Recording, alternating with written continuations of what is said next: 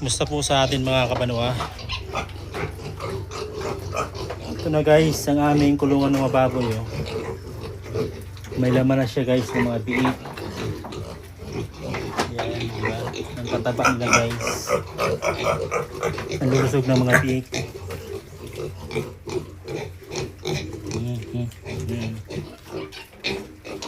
So bali, 13 lahat ito ng mga biik. Meron sa kabila.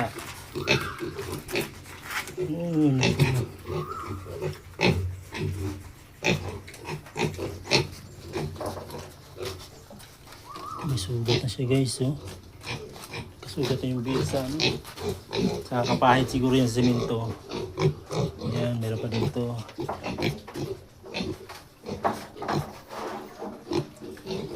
Sa wakas, may mga biik na po yung kulungan ng aming mga baboy. Yan, ang tataba at saka ang cute. Hello. Yan.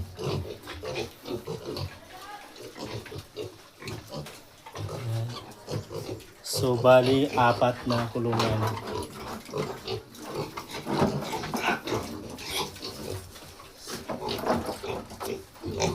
So, yun lang mga kabalwa.